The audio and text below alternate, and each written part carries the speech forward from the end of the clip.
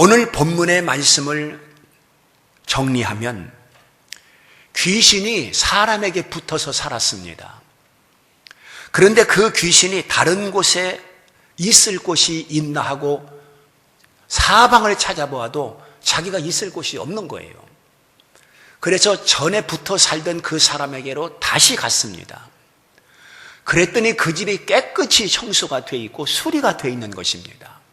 그래서 그 귀신이 7 귀신을 데리고 와서 그 사람에게 거함으로 전 형편보다도 나중 형편이 훨씬 더 어렵게 됐다는 말씀이 오늘 읽어드린 말씀의 내용인 것입니다. 이 말씀의 요지는 무엇이냐면 청소돼야 됩니다. 우리 심령 안에 죄라든지 또 내 안에 붙어 귀신이 살고 있다고 한다면 반드시 청소가 돼야 되겠죠. 그리고 수리가 돼야 되겠죠.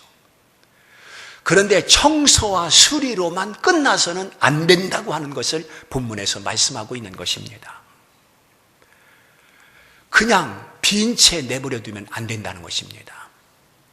그렇게 되면 더 심각한 문제가 될 수 있다라고 말씀을 하고 있습니다. 또 이렇게도 이해할 수 있습니다. 내 안에 각종 죄로 가득 차 있습니다. 불의와 악의와 살인과 분쟁과 사기, 악독, 무정, 무자비. 로마서 1장에 소개하고 있는 그런 죄악들이 내 안에 채워져 있습니다. 하나님 앞에 회개합니다. 몸부림치며 눈물 뿌려가며 하나님 앞에 회개합니다. 그 죄가 사라졌습니다. 그런데 빈집으로 내버려 두면 다시 그 죄가 나를 사로잡을 수 있고 그 죄의 사슬에 내가 끌려갈 수 있다는 것이 본문의 말씀인 것입니다. 그래서 오늘 중요한 말씀은 뭐냐면 청소된 이 빈집을 반드시 채울 것으로 채워야 된다. 채우지 않고서는 도로아미 타불, 옛 생활 그대로, 옛 모습 그대로 될 수밖에 없다고 하는 것을 말씀하고 있는 것입니다. 그러면 무엇으로 채워야 되느냐? 첫째는 예수님으로 채워야 되는 것입니다. 21절에 보면 강한 자가 무장을 하고 자기 집을 지킬 때는 그 소유가 안전하되, 22절에 보면 더 강한 자가 와서라고 말씀하고 있습니다. 여러분, 강하기로 말하면 예수님처럼 강한 자가 어디 있겠습니까? 예수님은 능력 자체입니다. 창조의 능력을 예수님께서 가지고 있습니다. 그러므로 우리 영혼의 집에 예수 그리스도로 반드시 채워져 그 예수가 나의 왕 노릇을 해야 되는 것입니다. 즉 예수 그리스도가 내 인생의 주인이 되어 나를 이끌고 가야 된다는 말입니다. 그래야 귀신이 주인 노릇을 못하는 것입니다.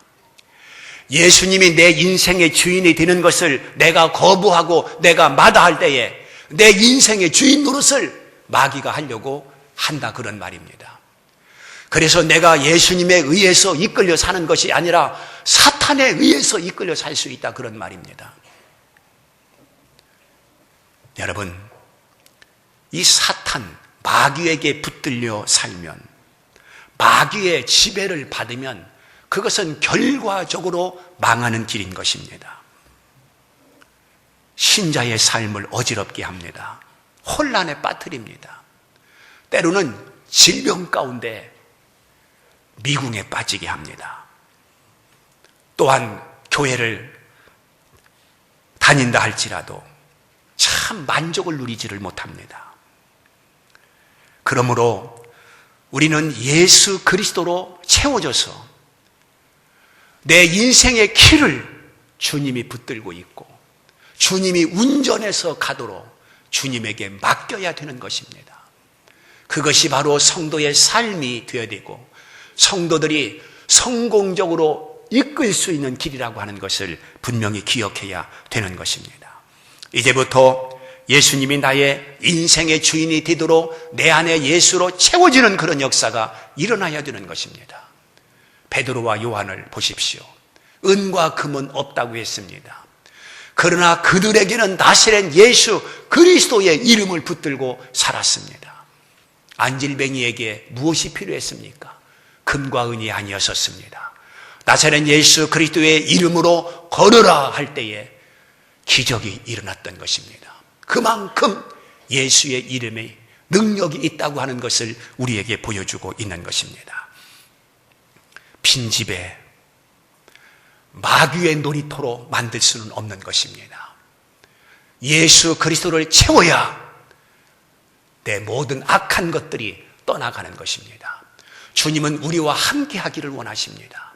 그래서 요한계시록 3장 20절 말씀을 보게 되면 내가 문 밖에 서서 두드리노니 누구든지 내 음성을 듣고 문을 열면 내가 그에게로 들어가 그로 더불어 먹고 마시리라, 이렇게 말씀하고 있습니다. 바로 주님은 내 안에 들어와서 나와 함께 먹고 마시기를 원하는 것입니다. 우리가 예수의 삶으로 살아가기 원한다면 주님이 내 안에 들어오셔서 나의 주인이 될 때 가능하다고 하는 것을 말씀하고 있는 것입니다. 문만 열어놓으면 주님께서 들어오시겠다는 것입니다. 그 주님을 환영하고 그 주님을 영접하면 그 주님이 내 안에 거하시겠다고 말씀하고 있는 것입니다. 우리는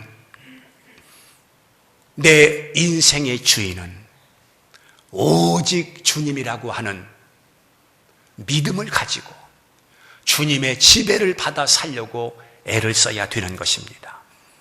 주님의 지배를 받는다고 하는 것이 무슨 말이겠습니까? 주님의 뜻대로 살자는 말인 것입니다. 많은 사람들이 주님의 뜻대로 이렇게 말은 하지만 어떻게 주님의 뜻을 알 수가 있습니까? 이런 질문을 많이 받습니다. 주님의 뜻을 어떻게 알 수 있습니까? 우리가 몇 가지를 통해서 주님의 뜻을 알 수 있습니다. 그 첫째는 말씀이 주님의 뜻입니다. 그러니까 하나님 말씀대로 말씀에 순종해서 살면 주님의 뜻대로 사는 것입니다.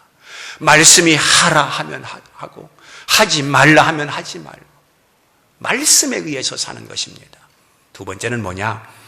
양심에 어긋나지 않게 사는 것이 주님의 뜻대로 사는 것이라고 생각을 해야 됩니다. 예수를 믿으면서 양심에 어긋난 화인 맞은 양심으로 살 수 없다, 그런 말입니다. 셋째는 내가 예수님의 입장이 되는 것입니다. 만약 예수님이라면 이것을 받을까 안 받을까? 만약에 예수님이라면 이 길을 갈까 안 갈까? 만약에 예수님이라고 한다면 이것을 할까 안 할까? 분명히 판단이 될 것입니다. 분명히 정리가 될 것입니다. 그러니까 예수님의 입장에서 결정을 해보라는 것입니다. 그러면 그것이 주님의 뜻일 수 있습니다. 그리고 나보다 너를 더 생각하는 것, 그리고 개인보다 공익을 더 생각하는 것, 이것이 하나님의 뜻일 수 있는 것입니다. 이런 삶이 힘들고 이런 삶이 어려울 수 있습니다. 그렇지만 결과적으로 그것이 반드시 복이 되고 은혜가 되고 또한 성도들에게 기쁨이 될 수가 있는 것입니다. 내 욕심을 하나님의 뜻이라고 위장하지 마십시오. 내 뜻을 하나님의 뜻이라고 속이지 마십시오. 그것은 하나님을 만홀히 여기는 잘못된 생각인 것입니다. 주님이 기뻐하시는 일이 나에게는 행복입니다. 주님을 높이는 일이 나에게는 기쁨인 것입니다. 주님에게 영광을 돌리는 삶이 바로 우리에게는 참된 소망이 되는 것입니다. 우리가 예수님을 주님이라고 부르지 않습니까? 모두가 다 주님이라고 부를 것입니다. 그럼에도 불구하고 예수님을 나의 주인으로 모시지 못하는 사람이 너무도 많은 것을 볼 수 있습니다. 나의 욕심, 나의 고집을 꺾고 나의 삶을 이제 주님 앞에 맡길 수 있는 준비를 하십시오. 진정 예수님이 나의 인생의 주인으로 내 중심에 두십시오. 그리고 나는 내려앉으십시오. 그래서 그 주님이 이끄는 대로 순종해서 살 수 있는 믿음의 발걸음을 옮겨야 될 것입니다. 절대로 마귀에게 내 인생을 맡길 수 없습니다. 여러분, 귀신에게 내 인생을 맡길 수 있겠습니까? 그 마귀는 나를 캄캄한 곳으로 이끌어 갈 것입니다. 미궁 속으로 나를 이끌어 갈 것입니다. 함정 속으로 나를 이끌어 갈 것입니다. 에레미야 15장 16절 말씀을 보니까 내가 주의 말씀을 얻어 먹었사오니 그랬어요. 말씀을 얻어 먹었대요. 요한계시록 10장 9절 말씀을 보니까 내가 천사에게 나가 작은 두루마리를 달라 한즉 천사가 이르되 갖다 먹어버려라. 갖다 먹어버려라. 네 배는 쓰나 네 입에는 꿀같이 달리라 그랬습니다. 하나님 말씀을 먹는 것이 하나님 말씀을 채우는 것입니다. 그러면 내가 하나님 말씀을 먹었는지 하나님 말씀을 안 먹었는지 그걸 어떻게 알 수 있습니까? 오늘 누가복음 11장 26절에 보니까 하나님 말씀을 듣고 지키는 자가 복이 있느니라고 말씀을 했고요. 요한계시록 1장 3절 말씀을 보게 되면 말씀을 읽는 자, 말씀을 듣는 자, 말씀을 지키는 자가 복이 있다라고 말씀을 하고 있습니다. 그러니까 내가 말씀을 먹었다고 하는 것은 하나님 말씀을 단순히 듣고 읽는 것으로 끝나지 아니하고 그 말씀을 지켜 사는 것이 하나님 말씀으로 채워진 것이요 하나님 말씀을 먹은 것이라고 하는 것을 우리에게 보여주고 있는 것입니다. 한국 교인들이 하나님 말씀을 잘 읽습니다. 또 오늘도 하나님 말씀을 듣기 위해서 여기까지 나왔습니다. 그런데 지키는 면이 너무 빈약한 것이 문제인 것입니다. 말씀을 들으면서 감동도 받습니다. 말씀을 들으면서 내가 말씀대로 살아야지 결심도 합니다. 각오도 합니다. 그런데 거기서 끝입니다. 이것이 한국 교회의 수준입니다. 그러니까 달라지지 않습니다. 변화가 되지 않습니다. 능력이 나타나지 않습니다. 여러분, 말씀은 생활로 옮겨질 때 역사가 일어나는 것입니다. 그러므로 우리 성도들이 말씀에 의한 삶, 말씀의 지배를 받는 그런 삶이 성도들에게 있어야 되는 것입니다. 말씀을 듣고 말씀을 깨닫고 말씀의 감동도 받고 거기까지는 좋습니다. 그 다음 말씀이 생활화가 되어야 되는 것입니다. 말씀의 생활이 충실히 이루어지기를 축원합니다. 예배당 안에서의 말씀이 아니라 교회 밖 삶의 현장에서 말씀이 이루어져야 되는 것입니다. 가정에서 말씀이 이루어지고 직장에서 말씀이 이루어지고 즉 가정에서도 말씀대로 살고 직장에서도 말씀대로 살아야 된다는 것입니다. 그렇습니다. 오늘 우리는 어디서든지 말씀대로 살아야 할 책임이 있습니다. 예수쟁이가 되어야 됩니다. 신자가 되어야 됩니다. 성도가 되어야 됩니다. 우리를 통해서 주님의 말씀이 응답이 되어야 되는 것입니다. 오늘날 목사 냄새, 장로 냄새가 나야 되는데 안 나고 집사 냄새, 권사 냄새가 나야 되는데 그 냄새가 안 나고 있습니다. 성경에서 예수 그리스도의 향기가 나야 되는데 그렇지 못하다는 것입니다. 고린도후서 2장 15절 말씀을 보면 우리는 구원 얻는 자들에게나 망하는 자들에게나 하나님 앞에서 그리스도의 향기니 이렇게 말씀하고 있습니다. 이 말씀은 무슨 뜻입니까? 예수를 믿는 사람 앞에서나 예수를 믿지 않는 사람들 앞에서나 우리는 그리스도의 향기로 살아야 된다는 것입니다. 그리스도의 향기가 무엇입니까? 예수 냄새가 나야 된다는 것입니다. 예수쟁이 소리를 들어야 되는 것입니다. 안디옥 교인들이 예수쟁이 소리를 듣지 아니했습니까? 그러므로 오늘 우리는 정말로 말씀 앞에 부끄럽지 않게 살아야 될 책임이 오늘 성도들에게 있는 것입니다. 그런데 말씀대로 사는 것은 고사하고 양심대로 살지 못하는 사람도 얼마나 많습니까? 그 양심은 기본입니다. 회개는 두 면이 있습니다. 수동적인 것과 능동적인 것이 있습니다. 즉 소극적인 것과 적극적인 것이 있습니다. 수동적은 무엇입니까? 하나님 앞에 엎드려서 잘못을 시인하고 그 죄를 고백하고 긍휼히 하나님 앞에 용서를 구하는 것입니다. 그러면 능동적, 적극적인 것은 무엇입니까?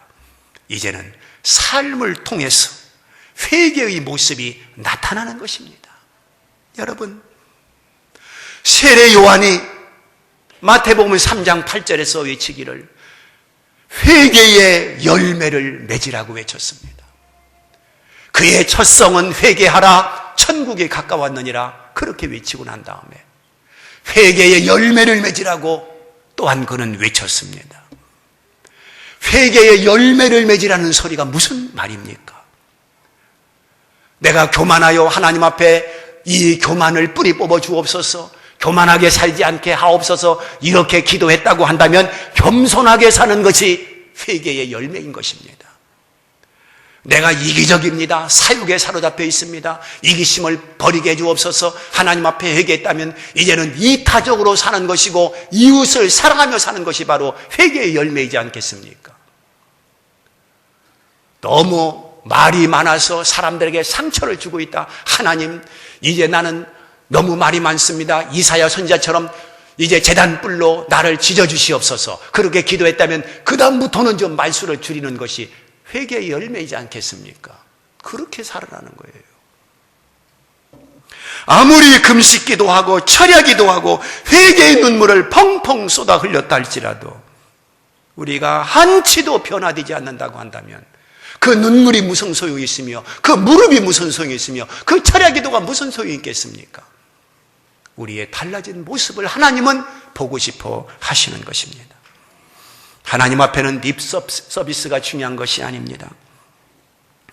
입으로만 회개를 하니 그 집이 비어있는 상태이므로 7 귀신을 데리고 온다는 것입니다. 그러므로 채워야 됩니다. 오늘날 회개는 늘 하지만 여전히 변화가 없는 것은 내 집이 채워지지 않았기 때문에 그런 것입니다. 예수는 누구보다도 잘 믿는 것처럼 보이는데 실상은 그렇지 못한 성도들이 있습니다. 당시에 바리새인과 서기관들이 그래서 주님께로부터 책망을 받은 것입니다. 외식하는 서기관이여 바리새인들아 라고 주님은 책망하신 것입니다. 사랑하는 성도 여러분, 우리가 정말로 하나님 앞에 눈물의 회개를 했다면 조금 더 머리를 숙이십시오. 조금 더 양보하십시오. 한 발 더 뒤로 물러서십시오. 하나님은 그것을 보고 싶어 하실 것입니다. 그 다음 세 번째는 성령으로 채워야 됩니다. 즉 성령 충만해야 된다 그런 말입니다. 13절 보면 구하는 자에게 성령을 주시지 않겠느냐 이렇게 말씀하고 있습니다. 우리는 기도를 통해서 성령을 충만히 받을 수 있도록 하나님께서 공식화해 놓으셨습니다. 성령을 충만히 받기를 원한다면 성령 충만 달라고 하나님 앞에 기도하면 하나님이 약속의 성령을 보내주시는 것입니다. 왜 성령 충만이 필요하냐면 우리 마음은 두 마음이 있습니다. 누구든지 두 마음이 있습니다. 목사에게도 두 마음이 있습니다. 하나는 육신의 생각과 또 하나는 영의 생각이라고 로마서에 말씀하고 있습니다. 그런데 육신의 생각은 하나님과 원수가 된다는 것입니다. 그런데 그 육신의 생각을 이길 수 있는 것은 바로 성령 충만할 때 그 육신의 생각을 이길 수가 있는 것입니다. 바울의 고백을 한번 들어보시기 바랍니다. 로마서 7장 23절에서 이렇게 말씀하고 있습니다. 내 속사람으로는 하나님의 법을 즐거워하되 내 지체 속에 또한 다른 법이 내 마음과 싸워 죄의 법이 나를 사로잡는도다. 이렇게 말씀을 하고 있습니다. 이 말씀을 보게 되면 내 안에 하나님의 법이 있고 또 내 안에 죄의 법이 있다는 것입니다. 하나님의 법은 성령에 이끌릴 때에 하나님의 법대로 사는 것입니다. 그러나 죄의 법은 마귀에게 이끌릴 때에 죄의 법대로 사는 것입니다. 내가 죄를 지으면서 성령님께서 하시는 일 아닙니다. 그건 마귀가 하는 일입니다. 우리는 이 두 가지가 내 안에서 계속해서 싸운다는 것입니다. 갈등한다는 것입니다. 즉 하나님의 법대로 살을까 죄의 법대로 살을까 갈등하는 것입니다. 내가 성령이 충만하면 죄의 법을 누르고 하나님의 법대로 살아가는 것입니다. 그러나 성령이 소멸되고 내가 빈털터리가 될 때 죄의 법이 나를 사로잡아서 나를 죄 가운데로 끌고 가는 것입니다. 그래서 우리는 성령 충만해야 되는 것입니다. 사도 바울 같은 믿음의 사람, 성령이 충만했던 사람도 이 두 마음이 갈등했다는 것입니다. 그러므로 오늘 우리가 이 두 마음이 있지 않습니까? 성령 충만을 받아야 할 이유가 바로 여기에 있는 것입니다. 성령에 이끌려 살 때 하나님을 기쁘시게 할 수 있습니다. 성령 충만하면 교회 생활이 즐겁습니다. 가정 생활이 만족합니다. 언제나 긍정적입니다. 매사 모든 일에 감사하며 생활할 수가 있습니다. 또한 말씀을 순종합니다. 순종하는 것이 기쁩니다. 행복합니다. 그러나 반대로 성령 충만하지 아니할 때, 성령이 소멸될 때 우리는 죄의 종노릇을 하게 되는 것입니다. 그래서 기도가 그렇게 재미있고 기도하고 싶은 마음이 사라져버립니다. 마귀가 나를 지배하기 때문에 예배에 불만 불평을 가지게 됩니다. 찬송에 실증이 납니다. 헌금이 아까운 생각이 듭니다. 매사 모든 일이 다 짜증스럽습니다. 또한 사람이 공연히 미워집니다. 산다는 것이 자신감이 없습니다. 죽고 싶은 생각이 납니다. 그냥 훌훌 털고 멀리 도망가고 싶은 생각이 납니다. 이건 다 성령의 역사가 아닙니다. 죄의 종이 나를 지배하고 있는 것입니다. 그러므로 오늘 우리가 정말로 행복하기를 원한다면, 은혜로 살기를 원한다면 내 안에 성령이 충만해서 성령의 지배를 받을 때에 가능한 것입니다. 그러므로 오늘 우리는 지금 영적인 전투를 하는 전사들입니다. 우리가 7 귀신과 싸워야 됩니다. 여러분들이 7 귀신과 싸울 무기가 있습니까? 능력이 있습니까? 뭐가 있습니까? 마귀가 싸워서 이길 수 있다고 장담할 수 있습니까? 없습니다. 그러므로 예수님의 힘을 빌려야 됩니다. 말씀의 힘을 빌려야 됩니다. 성령의 힘을 빌려야 됩니다. 그래서 예수와 말씀과 성령으로 채워져야 우리는 마귀 원세를 이기고 승리할 수가 있는 것입니다. 그래서 하나님의 전신갑주를 입으라고 말씀하고 있는 것입니다. 이제는 예수의 지배를 받으십시오. 말씀의 인도를 받으십시오. 성령에 감전되십시오. 이것이 바로 주의 사람인 것입니다. 내 마음의 집을 빈집으로 방치하지 말고 이렇게 채울 것으로 채워 승리하기를 주의 이름으로 축원합니다.